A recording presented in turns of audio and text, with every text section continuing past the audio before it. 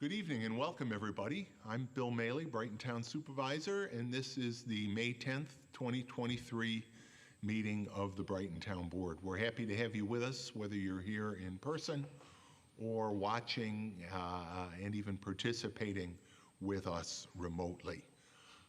We will begin the open forum portion of the meeting very shortly. The open forum is the opportunity towards the very start of the meeting when members of the public have the opportunity to share their comments, their input, their questions with the town board.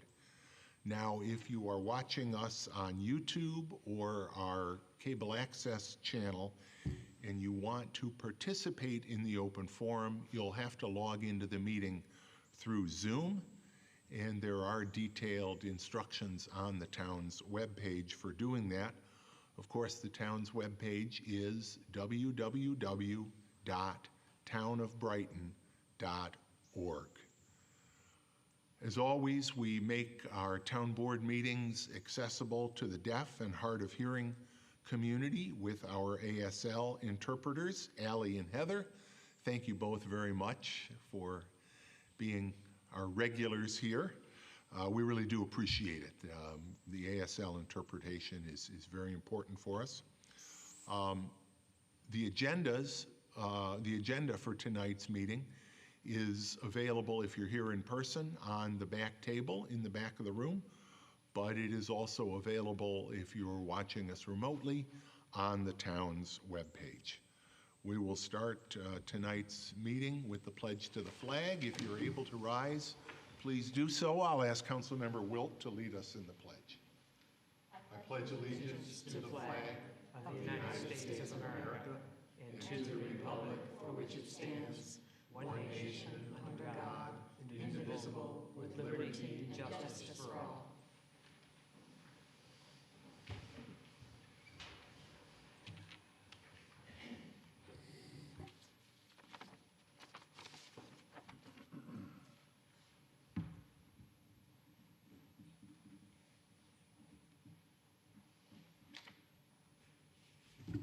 Well, I think we're setting a record tonight.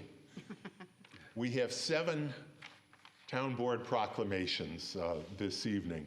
Some of these proclamations have been presented at previous events in the past week or so, but I thought it was important that the community share in hearing about some of these events, some of these observances, so that the entire community can be a part of those events and recognitions.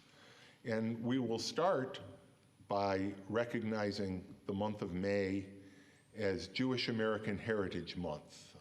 So I'm going to ask Monica Gabel, who is the Director of Community Relations for the Jewish Federation of Greater Rochester, to join me here at the podium. Monica?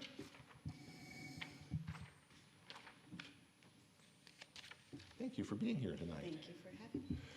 We really are grateful for the important role that the Jewish Federation of Greater Rochester plays in charitable and community activities, not only within the Jewish community, but for Brighton and the Greater Rochester area as a whole.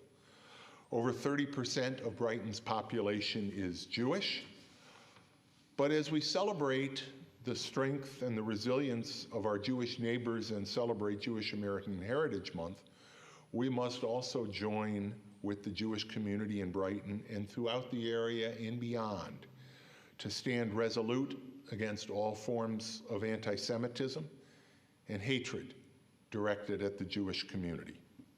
Brighton is the most diverse town in Monroe County, and the Jewish community, which is itself extremely diverse in so many ways, is very much at the heart of that diversity. I mentioned anti-Semitism. You may have seen the ads on TV.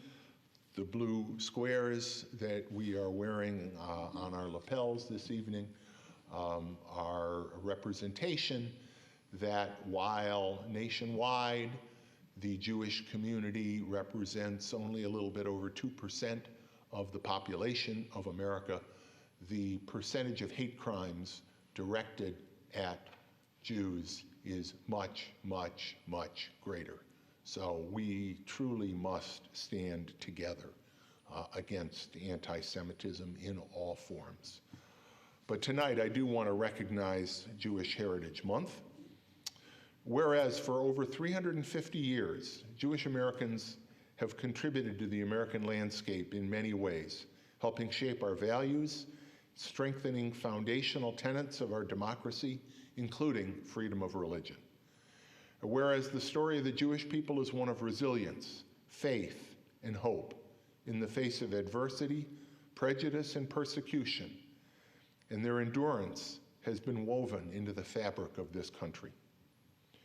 Whereas the town of Brighton is proud to be home to the majority of Jewish people in Monroe County, and we embrace the great contributions their history and culture, organizations, and community activism have had on our town. And whereas the Jewish Federation of Greater Rochester has been a pillar of the community, working to build a strong Jewish future in Rochester through philanthropy, engagement, education, and advocacy. And whereas among its many commitments, far too many to name here, the Jewish Federation helps meet people's basic needs, such as food and employment, supports the Center for Holocaust Awareness and Information, which preserves and shares stories of local survivors of the Holocaust, and strives to ensure the safety and security of the entire Jewish community. Whereas as we celebrate the enduring heritage of Jewish Americans, we are reminded that the struggle for justice, equality, and freedom is not over. And as we witness the terrible increase in anti-Semitism in the United States, we must recommit to standing against anti-Semitism wherever it may occur. Now therefore be it proclaimed that I, William W. Maley, Brighton Town Supervisor, and the members of the Brighton Town Council do hereby proclaim May 2023 as Jewish American Heritage Month in the town of Brighton. We thank the Jewish Federation of Greater Rochester for its strong positive impact, and we urge the residents of our community to stand together in peace, to reject hatred and ignorance, and to learn more about the many roles, important roles, that Jews have played in our community. And this proclamation is signed this 10th day of May, 2023, and it gives me great pleasure, Monica, to present it to you. I think you can. Photos here.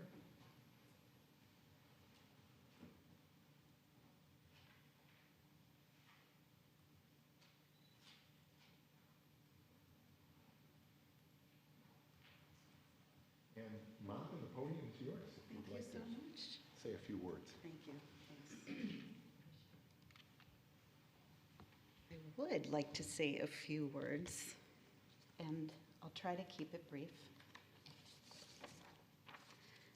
Thank you, Supervisor Maley, and to our town board councilpersons, Corrado, Wilt, DePonzio, and Werner, and esteemed leaders and Chief Cataldi, for recognizing the contributions of Jewish Americans to our country.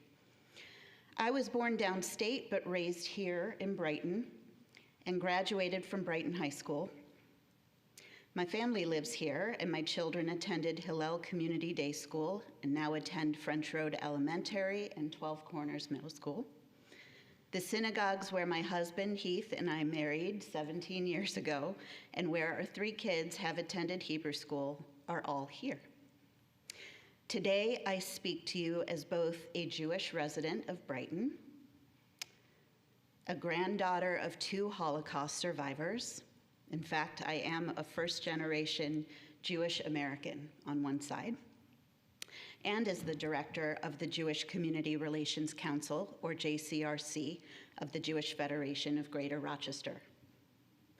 In the past, JCRC policy priorities have included addressing literacy, homelessness, and affordable housing among a myriad of important issues in Rochester and the region.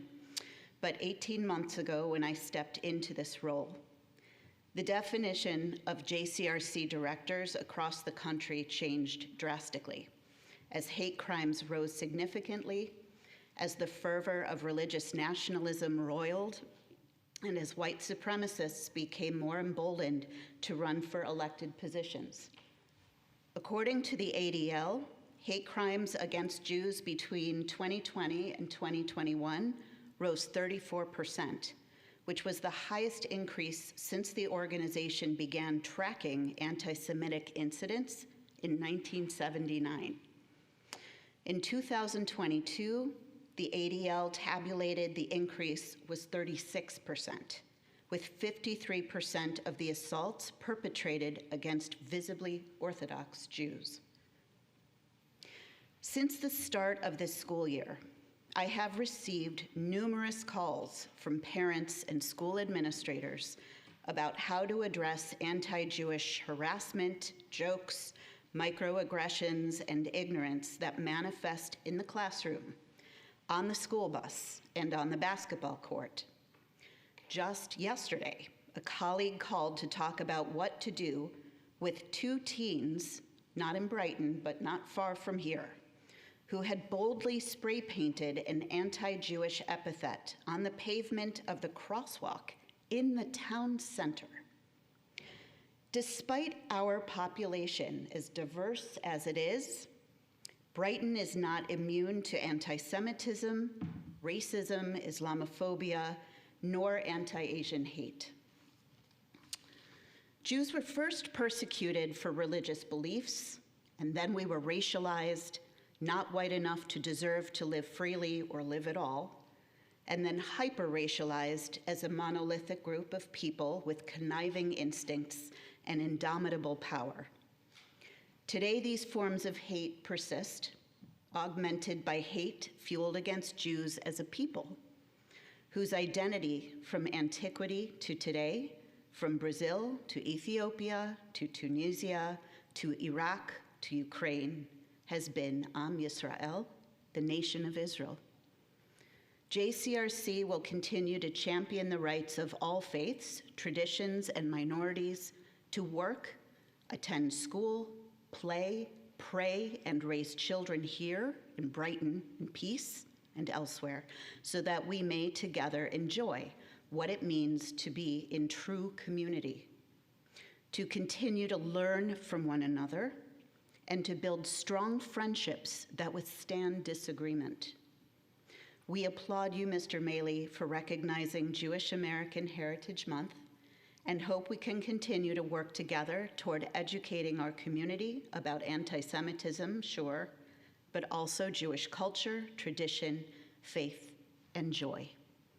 Thank you so much.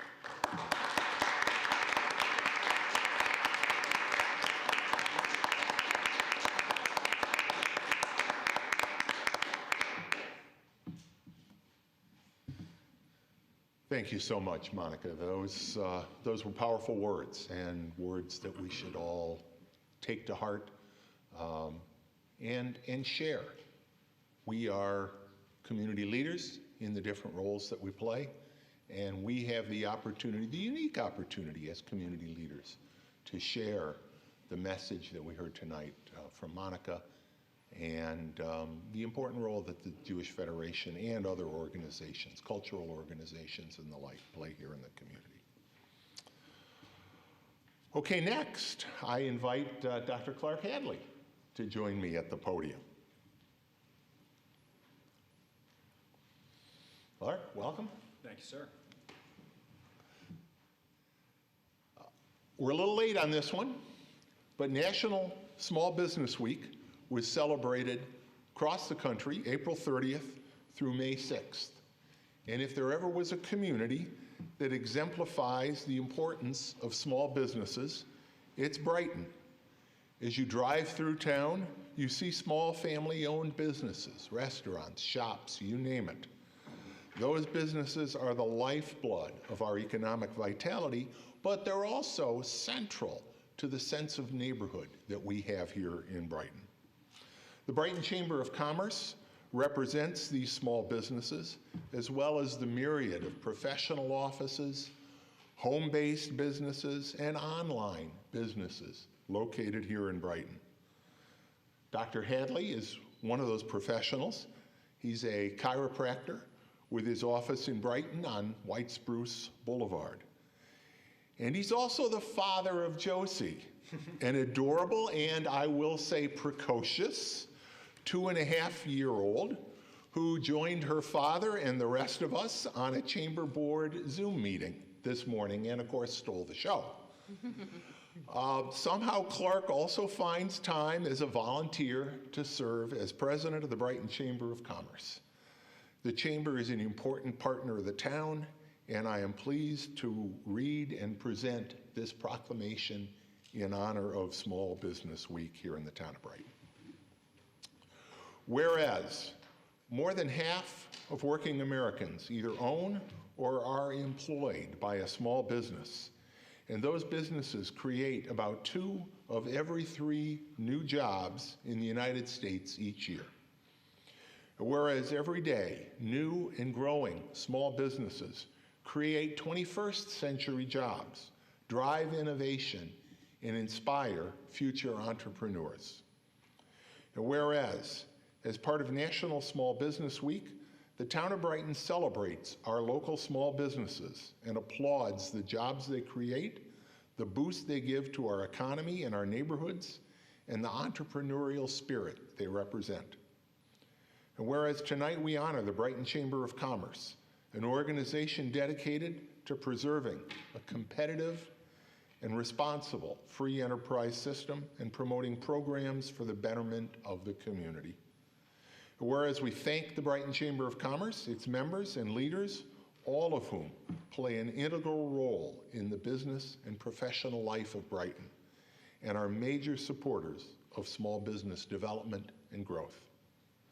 Now therefore be it proclaimed that I, William W. Maley, Brighton Town Supervisor, and the members of the Brighton Town Council do hereby recognize National Small Business Week, running from April 30th to May 6th. We recognize the importance of small businesses and the Brighton Chamber of Commerce and remind the residents of our community to support small businesses in Brighton throughout the year. And this proclamation is signed the 10th day of May, 2023 by myself and the members of the Brighton Town Board. And I'm pleased to present it to you, Clark.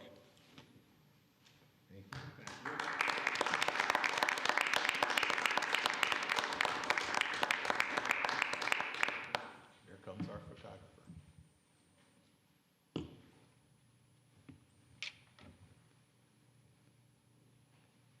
you, and if you'd like to say a few words, the podium is yours. All right. And so like Bill said, my family has ran our practice here in Brighton for over 30 years. We've always felt it's a fantastic place to own a business. Thank you for helping to create that positive environment. When I first joined the chamber, it was to do a ribbon cutting at our newly renovated space. Bill was there 4 or 5 years ago when we did that, and I think I've seen you at pretty much all of our events since then. I don't know if I can point to another local chamber that has that sort of support from their local politicians, so we truly appreciate that. You are all, of course, welcome and invited at any of our events that you'd like to meet many of our business owners here in town. And thank you again for the proclamation. I hope to see many of you all soon.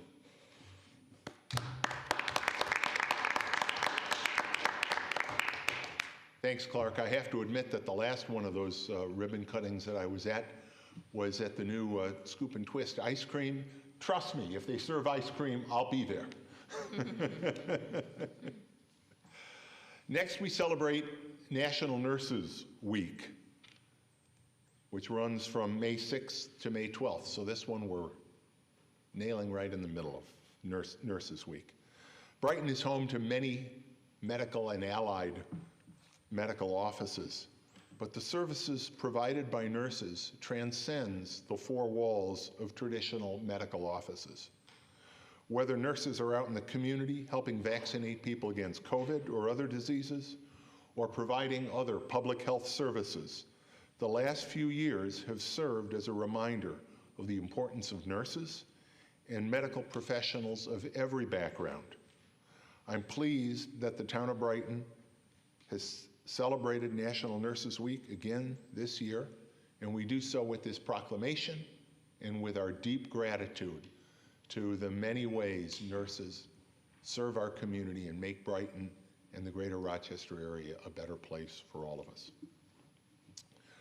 Whereas National Nurses Week launches a week-long recognition of nurses that culminates on May 12th, the birthday of Florence Nightingale, widely acknowledged as the founder of professional nursing over 200 years ago.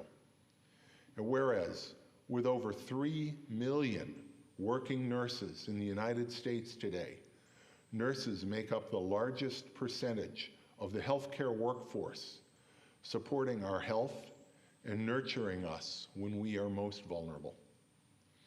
And whereas nurses play a vital role in educating people in how to avoid illness and promote good health, and they are essential to every healthcare setting, including hospitals, nursing homes, and patient homes.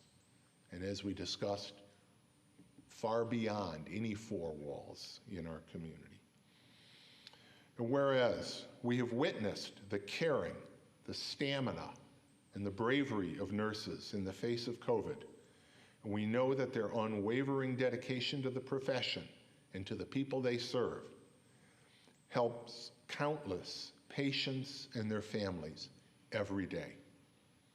Now therefore be it proclaimed that I, William W. Maley, Brighton Town Supervisor, and the members of this Town Council do hereby extend our gratitude to nurses and ask our residents to remember to thank our local nurses as we celebrate National Nurses Week, May 6th through May 12th, 2023. And this proclamation is signed this 10th day of May 2023 by myself and by the members of the Brighton Town Board.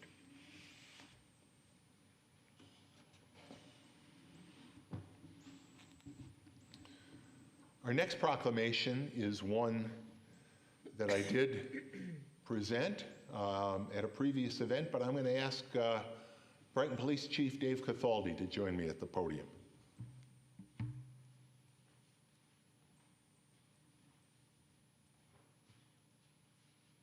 So we're early on this one. Next week is National Police Week, but as I mentioned, I did present this proclamation initially to the annual Brighton Police Department Awards dinner just this past weekend, recognizing the great work not only of our police department, officers past and present, but also members of the civilian community. In Brighton, we can proudly celebrate the highly professional and community-based Brighton Police Department. The Brighton Police Department is accredited and trained in a wide variety of disciplines in addition to traditional police work. And as such, the Brighton Police Department and the members of the department are uniquely able to serve and protect a community like Brighton. As I mentioned, I was pleased to first present this proclamation last Friday night at the annual Brighton Police Awards banquet, where officers and civilians who took action above and beyond the norm in the interest of safety in our community were recognized for their service. And I'm equally pleased to present this proclamation again tonight to Chief Cathaldi and really to the entire Brighton Police Department, both uniformed and civilian employees. And I present it, Chief, on behalf of the town board and on behalf of the entire Brighton community. Whereas since 1962, National Police Week has been celebrated to recognize and honor police officers and pay special tribute to those who have lost their lives in the line of duty. Whereas the important work of our police and their resolute commitment to duty is always evident, and just as they helped us during the pandemic, so do they protect us during the difficult social transition away from COVID restrictions and into a tumultuous landscape fraught with increasingly brash criminal acts.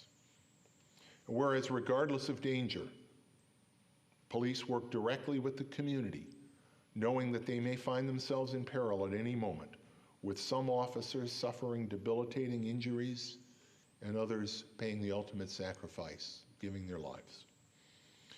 Whereas Brighton police officers approach every call with a high level of professionalism, serving this community with respect, dedication, and distinction. And whereas we're proud of our Brighton police officers for their commitment to community-based policing and their work on recognizing and addressing mental health issues in a safe and productive manner. Now therefore be it proclaimed that I, William W. Maley, Brighton Town Supervisor, and the members of the Brighton Town Council do hereby proclaim and recognize May 14th through May 20th is National Police Week in the town of Brighton, and sincerely thank our police officers for all the sacrifices they make to keep us safe. And this proclamation is signed this 10th day of May, 2023, by myself and by my colleagues on the town board. Chief, I'm very proud to present it to you.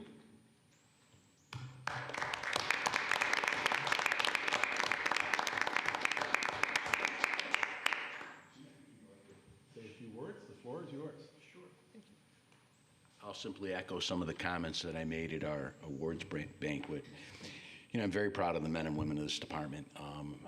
Bill, I was briefing you on a couple incidents over these past couple of days where they were dealing with some very violent felons, and they do that day in and day out. That's on the criminal side of things. On the benefactor side of things that they do, Lieutenant Tim Karch, he's on vacation time right now. He's on a Unity tour, which is a bicycle ride, a 300-mile bicycle ride to help raise money for fallen officers. He's on the, I think, second leg of that journey. He's doing that on his own time to raise money to honor the fallen officers. We had 3 officers that went down to Albany yesterday when they etched Officer Mazurkowicz's name onto the police memorial. They went down on their own time as well to show the family their support. So I'm tremendously proud of the men and women of this department and the support that we have from each and every one of you on the town board and the support that we have here in this community. We try every day to provide a very high level of service, and I think the men and women do a really great job. So, Bill, thank you so much for this proclamation. It does mean a lot to me. Thank you.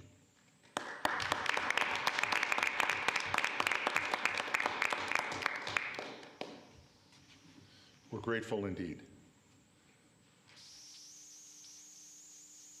Arbor Day. Arbor Day was celebrated on April 28th with volunteers planting trees in Buckland Park under the leadership and guidance of George Smith, Dr. George Smith. Brighton has been recognized by the Arbor Day Foundation as a Tree City USA for over 20 years, and we continue to make preserving and protecting our tree canopy a priority as one of the many steps we take each day to make Brighton a sustainable green community. Our tree law is one of the most comprehensive of its kind anywhere, and it's one of the tools that we use. You see us in our meetings regularly evaluating, receiving arborist reports, and making decisions. Sometimes we have to take trees down. When we do, we try to replant them, always with a mind to preserving, enhancing our tree canopy, the character trees provide to our neighborhood, and of course the many environmental and climate benefits that trees provide. So let me read this Arbor Day proclamation.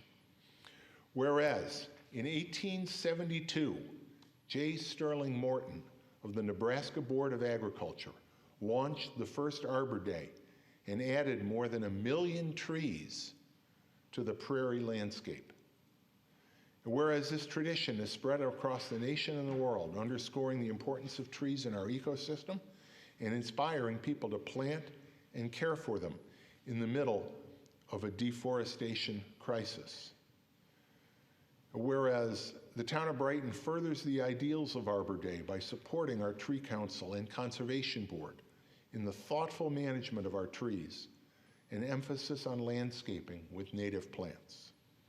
Whereas on Arbor Day itself, community volunteers led by Dr. George Smith and Parks Department staff planted trees in Buckland Park, showing Brighton's deep commitment to environmentalism and our urban tree canopy, which increases property values enhances the economic vitality of business areas, decreases heating and cooling costs, and beautifies our community, among many benefits of trees.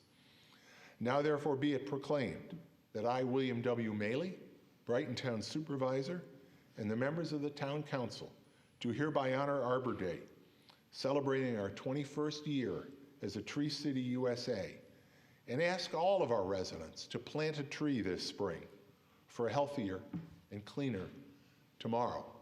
And as they say, right, Christine, the best day to plant a tree would have been yesterday? 20 years ago. The second best day is today. And this proclamation is signed this 10th day of May, 2023, by myself and by the members of the Brighton Town Board.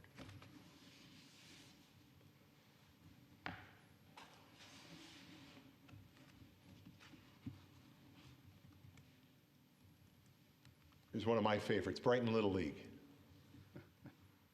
For 70 years, Brighton Little League has been a part of the Brighton community. This past Saturday morning, I joined hundreds of boys and girls, as well as parents, coaches, and volunteers for the opening day of Little League season in Brighton. It was perfect baseball and softball weather, and as I marched along through Meridian Center Park with these hundreds of ball players, it reminded me of my own days playing Little League ball growing up in Michigan and the lifelong friends that I made on the diamond.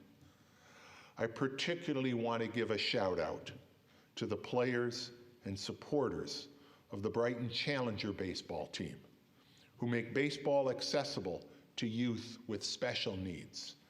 And it was truly a joy to march with two of those Challenger ball players, Tim and Garrett, and their families and supporters. And if you've never had a chance to see Challenger baseball, it's really a treat, and I encourage you to come out. You talk about the joy of the game. They do it right. So let me read this proclamation.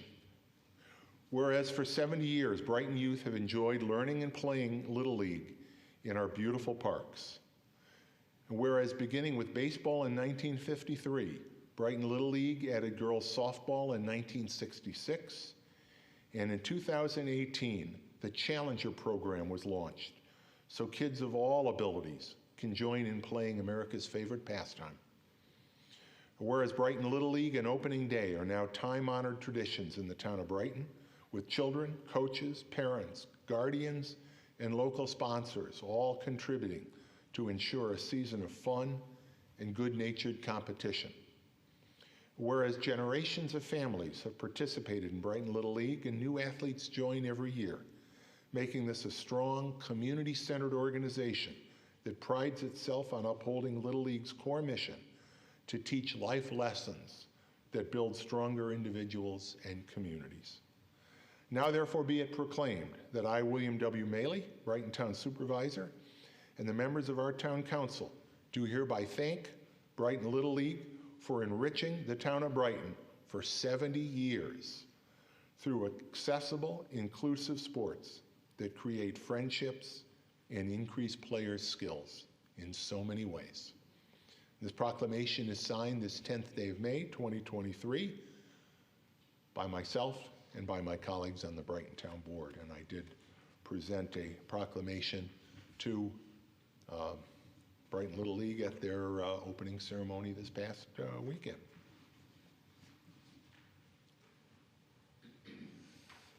Thank you.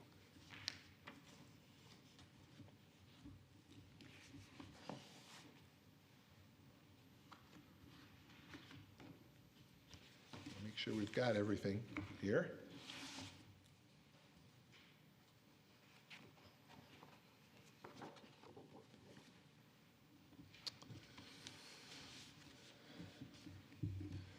Our final proclamation tonight recognizes May as Asian American, Native Hawaiian, and Pacific Islander Heritage Month. According to the most recent census data, There are over 3,400 people of Asian and Pacific Islander heritage in the town of Brighton, and that population has been growing steadily in recent years, contributing not only to the great diversity of the town of Brighton, but also to the economic and community vitality of our town. As we continue to advance our diversity, equity, and inclusion work here in Brighton, the recognition of the important role of the AAPI community in Brighton will be an important part of our efforts. Whereas in 1977, the U.S. Congress chose the beginning of May to commemorate the history and contributions of Asian American communities in our nation, and what was once a week-long celebration became a month-long celebration. And whereas the month of May was chosen to commemorate the first Japanese immigrants who came to the United States in 1843 and the completion of the Transcontinental Railroad in 1869, which was largely laid by Chinese immigrants. And whereas Asian American, Native Hawaiian, and Pacific Islander Heritage Month highlights the diversity of cultures, breadth of achievement, and remarkable contributions of these communities. Whereas representing brave immigrants who left their homelands for the promise of more opportunities, Asian American and Pacific Islander have stewarded their lands since time immemorial, and they now serve as community leaders shaping a brighter future for us all. Whereas despite the immeasurable ways Asian Americans, Native Hawaiians, and Pacific Islanders enrich this country, they continue to experience persistent racism, harassment, and hate crimes, which again, we must stand against. And it is that fact that also makes this Heritage Month even more important. So now therefore be it proclaimed that I, William W. Maley, Brighton Town Supervisor, and the members of the Town Council, do hereby proclaim May 2023 as Asian American, Native Hawaiian, and Pacific Islander Heritage Month in the town of Brighton, and urge residents to explore the many cultures and histories of the diverse communities honored by this month. And this proclamation is dated this 10th day of May, 2023. With that, I will finish the proclamations we have this evening. Thank you for bearing with us.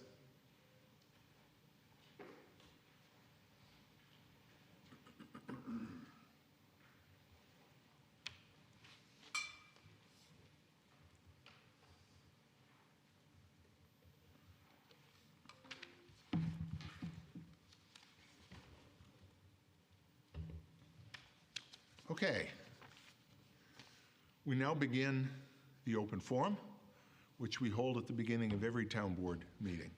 The open forum is an opportunity to address the board concerning any matter relating to the town, whether or not it's an item on our agenda tonight.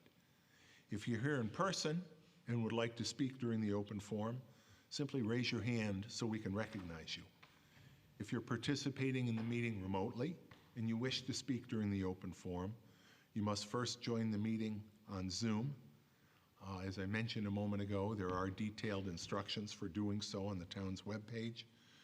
You'll be admitted from the Zoom waiting room by the host to speak if you use the Zoom raised hand function. I'll ask all speakers during the open forum, whether they're speaking in person or remotely on Zoom, to please state your name and address.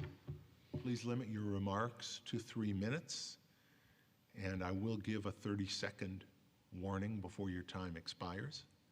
We may not be able to answer questions you ask, particularly if the questions relate to a matter that's not on the agenda this evening. But our goal here tonight and during the open forum we hold at every town board meeting is to give you the opportunity to share your thoughts with the board, and for us and for the community to thoughtfully listen to your words. Therefore, please direct your remarks to the town board and not to the room or other speakers. Please refrain from personal attacks and from outbursts of any kind during the open forum, out of respect for the speakers and the time of everybody that's joined us here tonight. So we'll now call the open forum. Is there anyone here that would like to address the board during the open forum? Judy.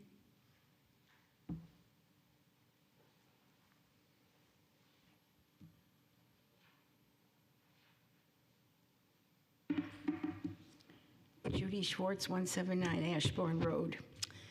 Dear Town Board members, several years ago, many of us expressed concern about making left turns as we travel south on Winton Road, wanting to go east towards Pittsford. It's a very dangerous situation because those cars wanting to turn left cannot see the cars coming towards them. The cars traveling in a northerly direction wanting to turn left and go west on Monroe Avenue block the view of the drivers going straight on Winton. And I just want to put in a little addendum here tonight. As I was coming over, I didn't realize how severe that hill comes up. I mean, it's really big. We would love a left turning arrow at Winton in both directions, but know that state roads have precedence over county roads. However, politically, the climate is quite different, and state, county, and town governments are aligned, hopefully. I spoke with someone in Jeremy Cooney's office who was very positive about this issue and suggested that I bring this up again at the town level and work with Everett Garcia if needed. I was told that a letter of support from this board to our state representatives would be necessary to proceed. I was told that it would take time, which I am aware of, but I hope that I could see the installation of left-turning arrows in my lifetime. Thank you very much, and I'd like to enter this into the public record for tonight. Please do. Thank you, Judy. And I assure you that if this board could vote on that left turn arrow, we would all raise our hands, say aye, and we would say let it be done. You're right, of course. The 12 Corners is a combination of state. Monroe Avenue, of course, is a state road. Elmwood and Winton are both county roads. It's interesting, Judy, each year the law and government class at Brighton High School has an assignment to write to government officials. Sometimes they write to me, and one of those students that wrote to me this year addressed exactly that same intersection. We've addressed it in the past.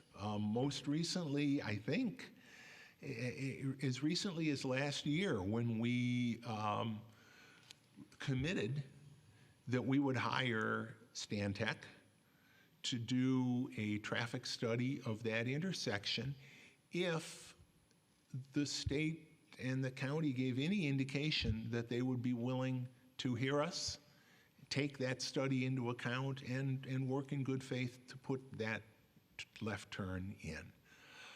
We did not get any comfort that they would, in fact, do so, but I couldn't agree more. The sight lines there are terrible. So many students and pedestrians in general use that intersection. There's so much traffic. The left turn, you know, thank you for your comments. Thank you for submitting them for the record. We will submit them along with the comments that I received from a student, and we're going to get that letter out very quickly. We don't need a formal board resolution to send it out. We all are 100% on board with trying to do something about that intersection. It can be done. There is no magic that says you have to widen it. The existing, center lane as you're going southbound could become a dedicated left turn lane. Most people use it for that anyway. Most people who go through the intersection know that if they're going straight, they go into the right lane. But there's always some that don't. They jog over into the right lane, potential, accidents there. There's just so many things wrong with that intersection as it sits today. So we, as I said, we couldn't agree with you more. Thank you for bringing this to us, and we're going to keep up the fight. Thank you. Thank you, Judy. Is there anyone else that would like to speak during the open forum? Then hearing none, can I have a motion to approve tonight's agenda? Bill, I move to approve the agenda. Second. Get to the agenda here, good.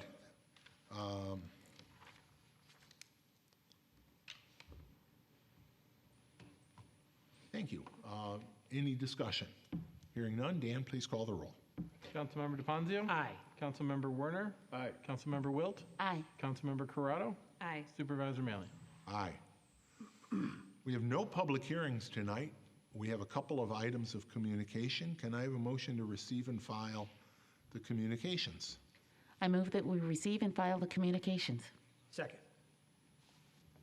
And in particular, the first item of communication, congratulations, Dan Amon, on being voted in as president of the Monroe County Town Clerks, Tax Receivers, and Collectors Association. It's a mouthful. Even the acronym is incredibly long, but thank you. It was nice to be, it's always nice to be recognized by your peers. Well, you have been, I know, a leader, and the service you provide to the residents of Brighton, and I'm sure that service and the experience you've gained in working with folks here just help you, provide our example as a model for the other communities in Monroe County. So congratulations, and anything that we can do to help you in that position, happy to do. We also want to thank, we have a communication from the chief regarding a $250 donation from Mr. Norbert Rona, and we appreciate that. It's never necessary, but when residents of the town choose to make a donation to the police department, it's much appreciated.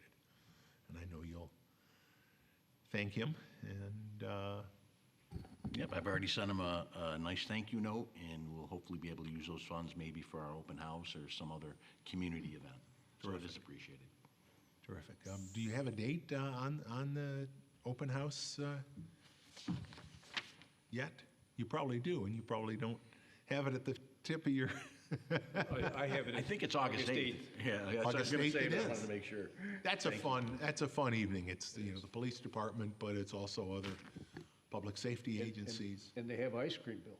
And they do have ice cream, among other things. So we have a motion seconded to receive and file those communications. Any further comments? Hearing none, Dan, please call the roll. Councilmember DePonzio? Aye. Councilmember Werner? Aye. Councilmember Wilt? Aye. Councilmember Corrado? Aye. Supervisor Maley? Aye. Committee reports. Robin, Community Services. Thank you, Bill. The Community Services Committee has not met in the intervening time frame since our last town board meeting, but I do have a few quick updates from our Parks and Recreation Department heads. From our Parks Department, seasonal park facilities were opened with no issue, and I'm sure to much fanfare, on April 27th. Bathrooms, water fountains, all running. An Arbor Day tree planting event was held on April 29th at Buckland Park. 60 spruce saplings and 12 deciduous varieties were planted in the east end of the park and protected with stakes and cages. An additional 50 were planted last week, which replaced some of those that have not survived over the last 4 years. I just want to run down some of the numbers related to our Arbor Day planting efforts by the Parks Department in conjunction with the Brighton Central School District over the years, because they are truly impressive. In 2018, 20 standard or 8 to 10 inch girth trees were installed. In 2019, we installed 150 saplings and 20 standard girth trees. In 2020, we installed 150 saplings. In 2021, we installed an impressive 200 saplings, 20 standard girth trees, and in 2022, we installed 100 saplings, 40 light standards, which are 6 to 8 inch girth trees. And then finally this year, we installed 120 saplings, 10 light standard trees, and 10 standard trees. So our parks are more well-treed than ever before and open for business, and we hope that you're visiting them. From our Recreation Department, registration for summer programming is in process. Resident registration is ongoing, and non-resident registration for all programs begins on Tuesday, May 16th at 9 a.m. Full details and program offerings are available online at www.townofbrighton.org/rec, R-E-C. If you have any questions, please do call the Recreation Department. That number is 585-784-5260, extension 0. Our Brighton Farmers Market is in its outdoor season in the Brighton High School parking lot, 1150 Winton Road South, on Sundays from 9 a.m. to 1 p.m.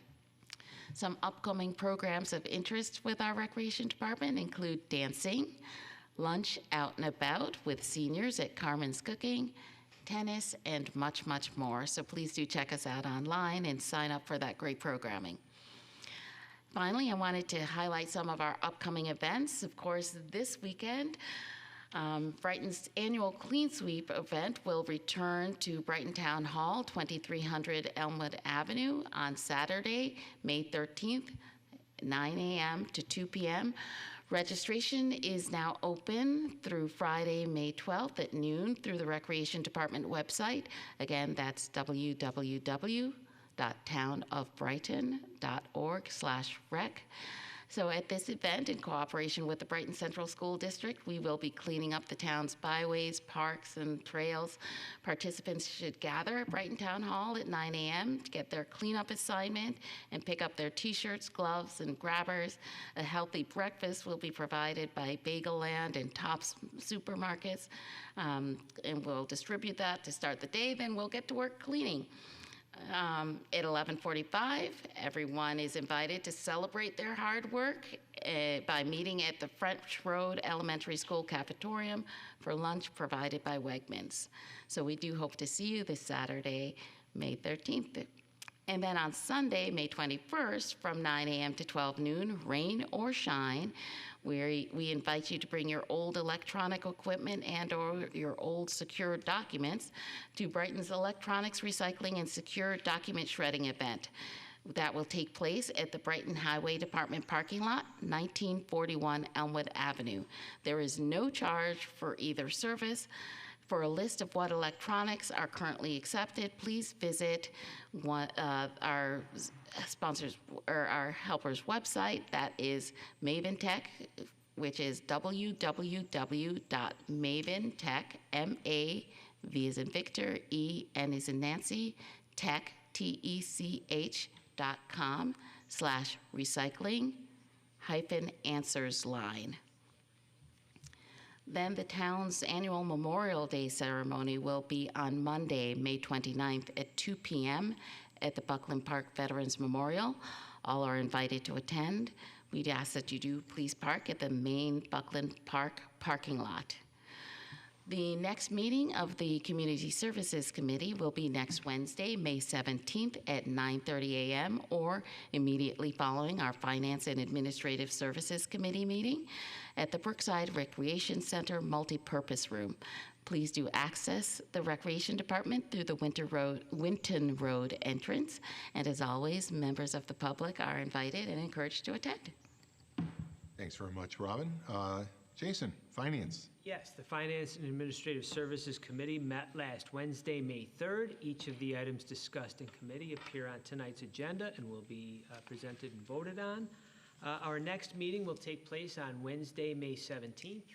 We meet at 8:30 in the morning here in the main auditorium at Town Hall, and the public is invited to attend. Thank you very much. Chris, Public Safety. Thanks, Bill. We had our Public Safety Committee meeting yesterday morning, and the first entry was the new engine 675, which is stationed out at the West Brighton Hall. And Battalion Chief Mark Audino brought that over along with the fire chief from Henrietta and 3 other crew members. And it was a very impressive piece of equipment. And it really gives you an idea of just how specialized the training has to be a firefighter in this current environment. One thing in particular, I noted that the truck carries 750 gallons in its interior, which can, at full blast, will continue for 30 seconds. And many times that's sufficient to quench a fire in and of itself.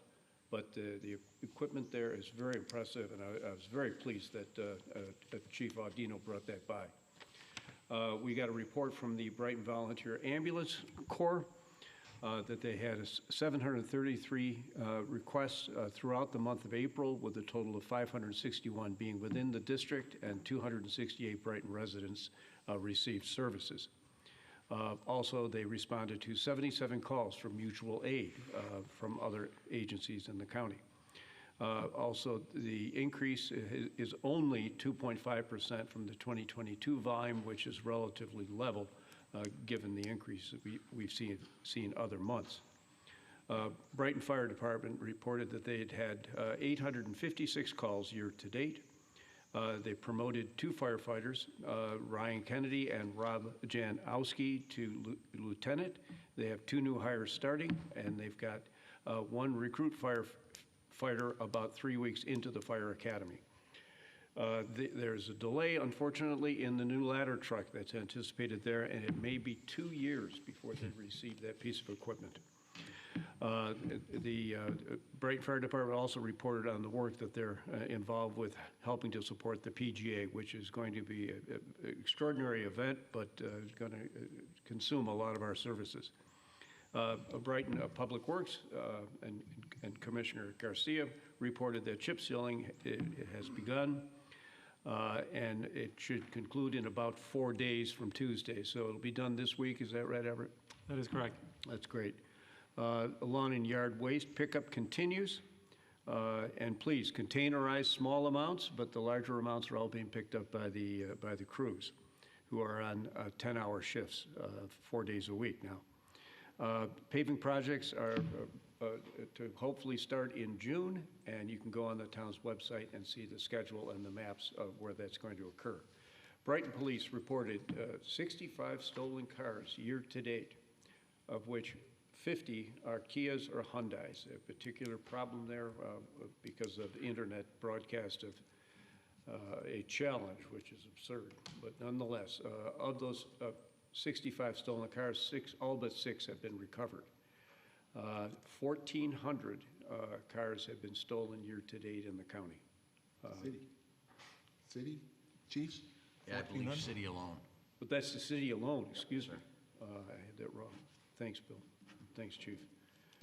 It's an extraordinary problem. Save the date, August 8th for the open house, and also for the police academy, which is hoped to begin, Citizen Police Academy, which is hoped to begin in October. The DEA take-back was conducted on April 22nd, and 136 vehicles were served, and they collected 282 pounds of prescription and other medical products. The No Empty Chair campaign was conducted by the police from the 24th to the 28th of April with 386 traffic stops, 91 tickets issued, and 3 traffic arrests. May 2nd, the police department hosted a neighborhood meeting here at Town Hall regarding the rabid fox encounter with a number of citizens being injured by a rabid fox, which is an extraordinarily rare event, but the police responded in, I thought, record time. From the time of the report to the time when the animal was killed, which is necessary for testing, it was only an hour and a half total, from total response time to the time the animal was eliminated. I thought that's extraordinary. May 5th was the annual awards banquet, recognizing a number of officers, including the officers that investigated and pursued the prosecution of the Del Rio Lane murder some 30 years ago, which resulted... 41, almost 41 years ago, 41 years ago. 1982. And it resulted in a conviction after all these years. And an extraordinary effort was made there. Also, May 10th, a new recruit starts in the police academy.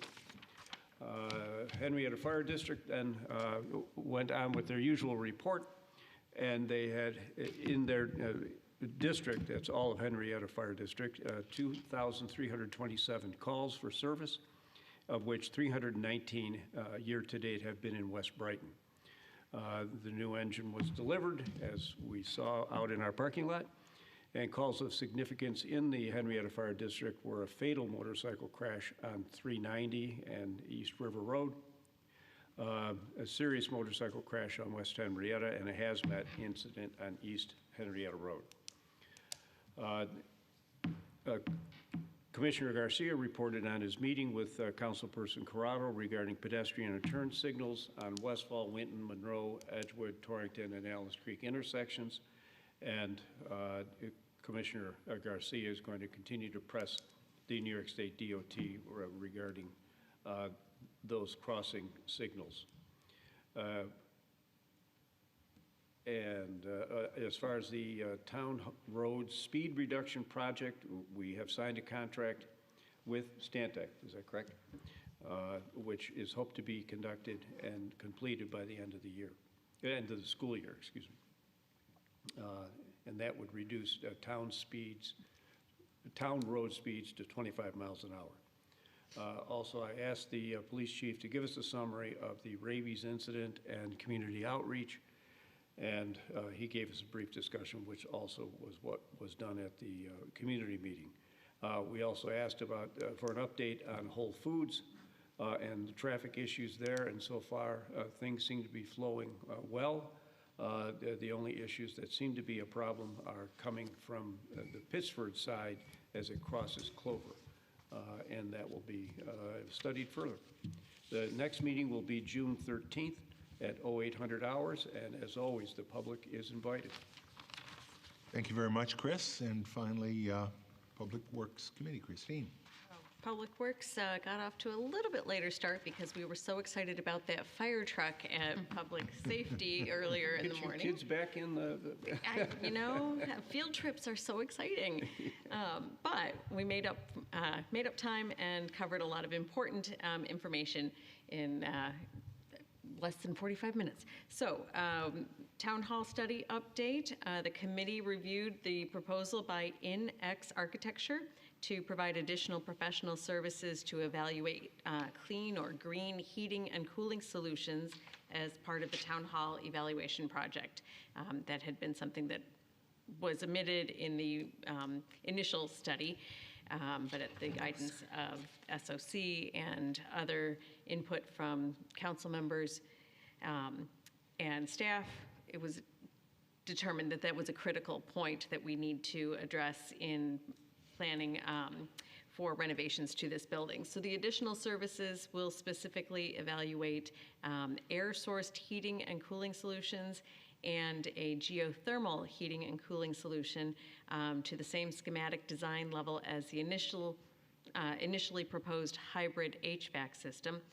And this evaluation will assist the town in finalizing the scope of the Town Hall evaluation project. The committee was amenable to proceeding with the clean heating and cooling evaluation as proposed, and will present the matter at the next Finance and Administrative Services Committee for action. We also had a review of potential locations for rectangular rapid flash beacons at pedestrian crossings. Town staff created a very accessible map for the committee to review 6 identified pedestrian crossing locations where these RRFBs could be considered in Brighton.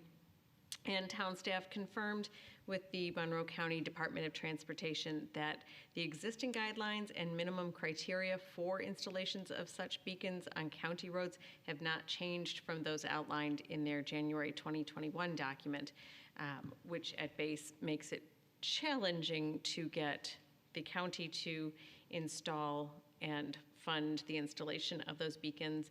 and makes it difficult for the local community to do the same with the county's support.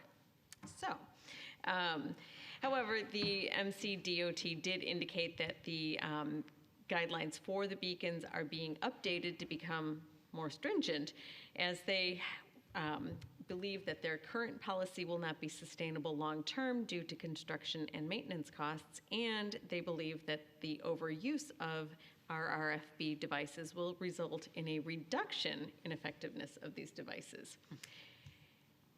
It doesn't make a lot of sense. So thankfully, the town staff will be meeting with MCDOT to review the potential locations and provide guidance on which ones they believe could be justified. And town staff will be obtaining quotes from consultants to develop cost estimates for performing the engineering studies at those potential sites as required by MCDOT. And in those meetings, I anticipate there will be some positive discussion encouraging MCDOT to see the limitations in their thinking about RRFB installations. Because we want our streets to be safe, and we want drivers to pay attention when people are crossing. And interestingly, in a couple of my walks in recent days, amazingly, when I press the button and the light flashes, say crossing Clover when I'm walking the Auburn Trail, cars do come to at least a rolling stop, and so far, I haven't been hit. So they must be working. People are paying attention to them. So anecdotal evidence doesn't prove it, but... And Christine, I don't mean to interrupt you, but you're so right. So I do mean to interrupt you. You had the perfect analogy, you know, this notion that somehow more of these RRFBs was going to make compliance worse. And you, of course, gave the analogy of street traffic signals. And when you put traffic signals up, people observe them. Right.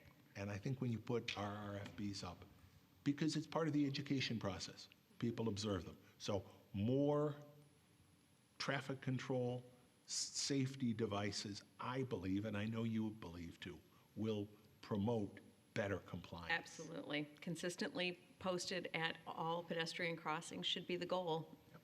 So we'll get there. Thank you, Everett, for continuing to move that forward. No problem. We also had an update on traffic light timing at West Henrietta Road and Southland and Doncaster intersections. Earlier this year, the town was contacted by residents in that neighborhood who expressed concerns regarding the timing of the traffic lights at both Southland and Doncaster exiting onto West Henrietta Road. And town staff reached out to the state DOT to request information regarding any changes which might have been made recently to those intersections and the signals. And representatives of the state DOT did confirm that the corridor on West Henrietta Road, say that one 10 times fast, was reviewed under a statewide optimization contract. Upon completion of the review, the DOT consultant provided optimized timing plans that have been implemented. And the new optimization plan is being monitored at this time, and the feedback provided by the Brighton residents has been shared with the DOT consultants. Additionally, town staff will obtain more information about the statewide optimization project referenced by the DOT representative and provide an update. Specifically, we'd like to know what optimization really refers to. Is it, greater flow through on West Henrietta Road at the expense of the side streets, or what? We're looking for some clarification there. So residents were right. The timing had changed, and now we'll find out a little bit more about what those implications are and if anything needs to be adjusted. Last, the committee reviewed trees for removal and replacement. The recommendations were made by the Tree Council and conferred with recommendations to remove and replace the following trees. A 47-inch silver maple on Dale Road, a 30-inch sugar maple at 166 Thackeray Road, a 42-inch silver maple at 50 Commonwealth Road, and also at 50 Commonwealth, two 40-inch American elms, also at 50 Commonwealth, one 40-inch American elm, A 42-inch silver maple at 87 Branford Road, a 32-inch silver maple at 40 Branford Road, and a 40-inch Norway spruce at 58 Sunset Drive. And we'll hear more about those later in this meeting. The Public Works Committee managed to adjourn before 10 o'clock in the morning, thanks to efficient staff updates for everyone. And we will reconvene on June 13th at 9 a.m. or immediately following the Public Works Committee, or I'm sorry, the Public Safety Committee, providing we don't have more exciting field trips at the June meeting. So that is all. Thanks, Christine. We'll move on now to new business, starting Jason, reading and approval of claims. Yes, earlier today, I reviewed claims totaling $355,602.65. Notable claims include Exxon Enterprises in the amount of $41,394, representing payment for body camera services for the police department. Also to Bentley Brothers, Inc., in the amount of $50,753.35, representing payment for a Kubota L-Series tractor for the Parks Department. Also to Maddie's Motorsports in the amount of $16,032, representing payment for an ATV for the Police Department, which was grant funded. Also to Rochester Asphalt Materials in the amount of $4,435.44, representing payment for asphalt needed for patching. And finally, to Sunoco in the amount of $11,739.61, representing payment for unleaded fuel for the town gas pumps. The claims all appear to be in order, and I move that they be approved. Second. We have a motion and a second. Any discussion? Hearing none, Dan, please call the roll. Councilmember DeFazio? Aye. Councilmember Werner? Aye. Councilmember Wilt? Aye. Councilmember Corrado? Aye. Supervisor Maley? Aye. Christine? Yes, the next matter seeks to approve the promotion of Anthony Rogers to skilled laborer in the sewer department effective May 15th. I move that we adopt the resolution before us. Second. Everett? Yeah, so Mr. Rogers came to us, no pun intended, with extensive background and experience from a couple mechanical workshops that he was at. With also having his CDL license, he was quickly acclimated to the sewer department operations and equipment, and as such is deserving of this promotion to skilled labor, because it truly does reflect his abilities at this time. Great. Thank you. Any discussion? Hearing none, Dan, please call the roll. Councilmember DeFazio? Aye. Councilmember Werner? Aye. Councilmember Wilt? Aye. Councilmember Corrado? Aye. Supervisor Maley? Aye. Jason? Yes, the next matter seeks to authorize the supervisor to enter into an agreement with Debt Book for lease and debt service tracking in an amount not to exceed $27,000 for a term of 3 years from April 2, 2024 through April 1, 2027, and for a one-time charge for onboarding lease tracking in an amount not to exceed $2,000. I move we adopt the resolution as prepared by the town attorney. Second. Paula Parker, our Director of Finance, has advocated for this tool. Paula, if you could I have. tell us all about it. Sure. If everybody remembers, a few years ago, we had a giant binder with all of our debt on it, and we had to look at all the payments for these years on each of the debts. So we changed over to Debt Book, and we're in our third year of our first 3-year contract. And during that time, we've loved Debt Book. It keeps track of all of our debt. Well, with GASB 96, which is all of our leasing requirements that we're going to have to record appropriately, with that coming due, Debt Book has a nice leasing module. And they will actually assist us with that white glove $2,000 fee this year in uploading our leases. And then starting April 1st in 2024, leasing and Debt Book will continue for that 3-year period for that amount. So we're very happy with the software. Great. Thanks, Paula. Any discussion? And this is one of those several items that Jason mentioned was given a good discussion at our Finance Committee meeting. I know sometimes it looks like we're just, voting on these, but typically we've had a good, robust discussion at those committee meetings. Hearing none, Dan, please call the roll. Councilmember DePonzio? Aye. Councilmember Werner? Aye. Councilmember Wilt? Aye. Councilmember Corrado? Aye. Supervisor Mailer? Aye. Christine, why don't you handle the next one, please? Yes, the next matter seeks to authorize the supervisor to execute a driveway access easement at 851 Clover Street. I move that we adopt the resolution before us. Second. And Everett again? Yeah, so it's a bit of a unique scenario where Mr. Leonardo had to construct a long portion of a driveway through an empty or vacant piece of right-of-way for the Clover Street in order to access his recently constructed single-family house. And so what this agreement does is permits the installation of that driveway and provides access to Clover Street. And I think Mr. Gordon wants to add a few. Just to note that if the board does approve this resolution, it is subject to permissive referendum because we are granting an easement. I have drafted a appropriate legal notice for use by the town clerk to just publish. All you need to do is publish that legal notice, not the entire resolution. Thanks, Ken. And of course, that fact, the referendum is, as required by law, called out in the resolution. We have a motion and a second. Any discussion? And hearing none, please call the roll. Councilmember DePonzio? Aye. Councilmember Werner? Aye. Councilmember Wilt? Aye. Councilmember Corrado? Aye. Supervisor Mailer?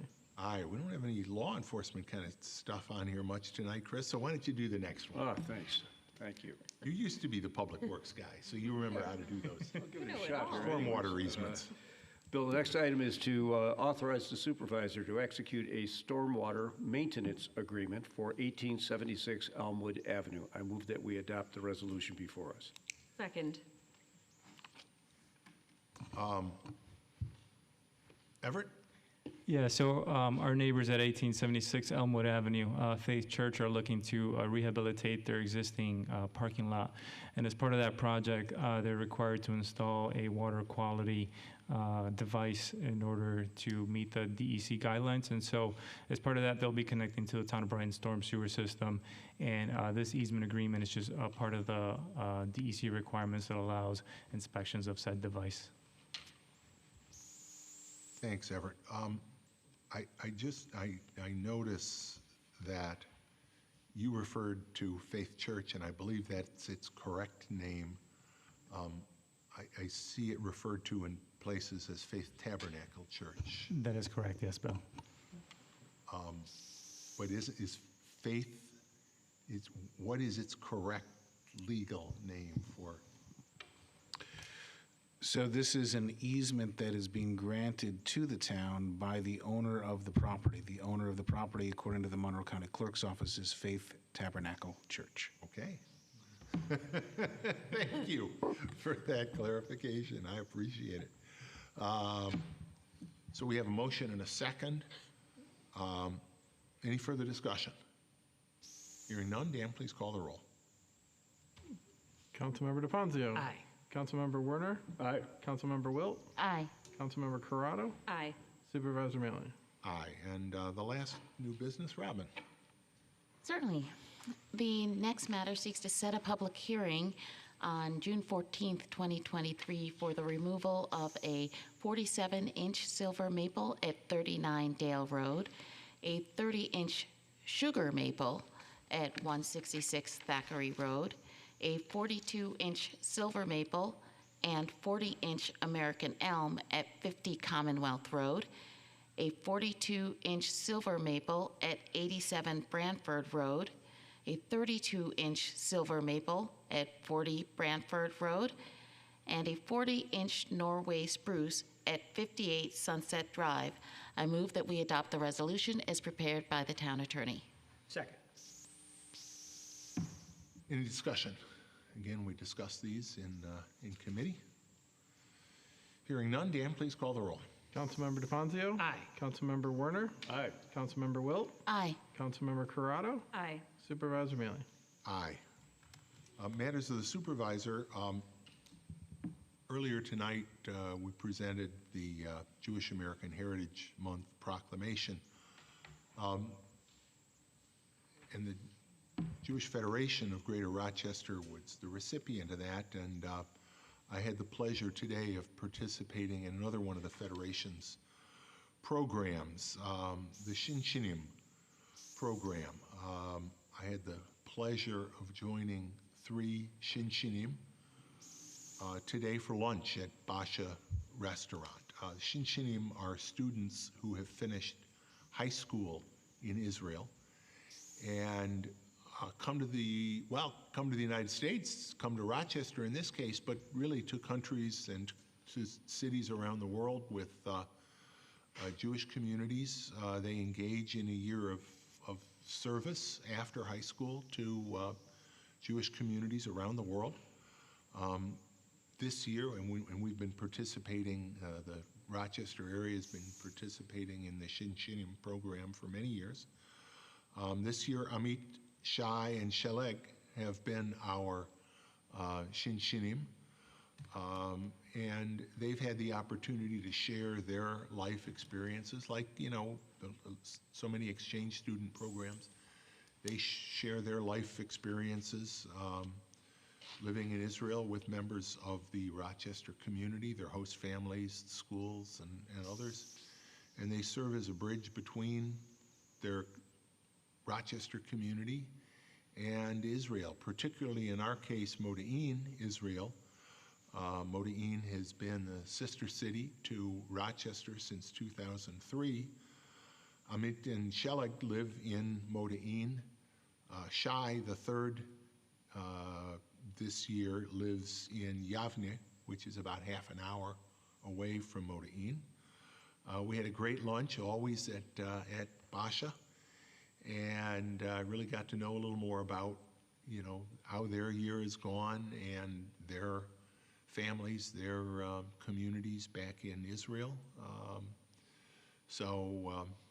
Really enjoyed that. Appreciate, thanks to Mikhail Spivak, who is the director of Shinshinim programming for the Jewish Federation, for coordinating all their activities this year and really each year that they are here. The other thing, I just wanted to follow up real quickly on something Everett mentioned, because we're into that paving season.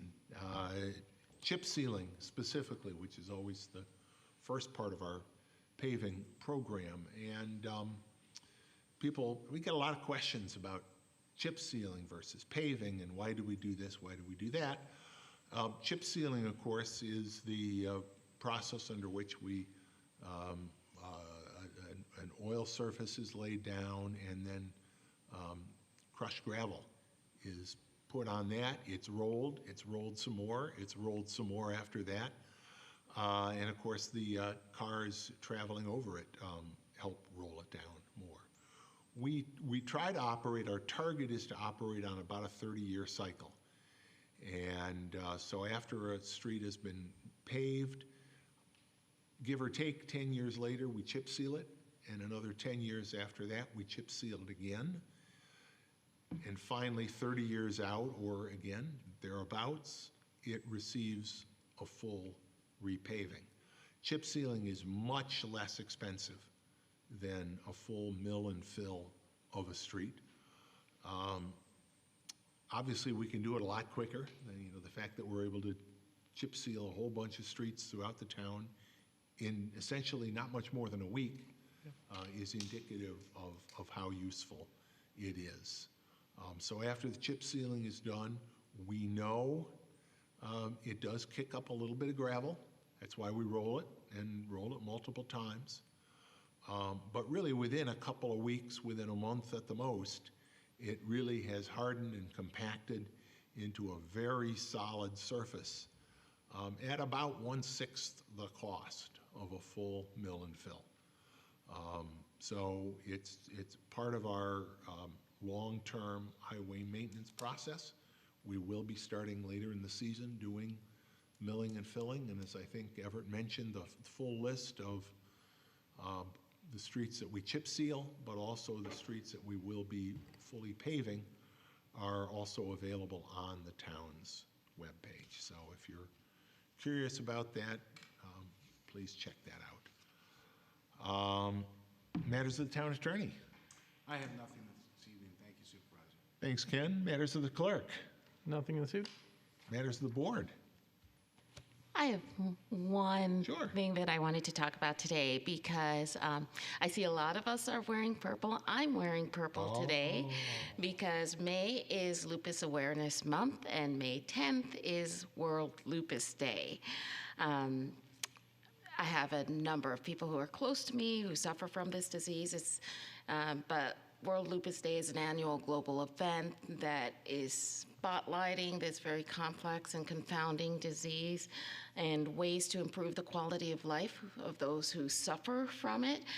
Lupus is an autoimmune disorder wherein the body's immune system actually attacks healthy cells. And this can lead to pain, fever, rashes, organ damage, and other symptoms of the sufferers.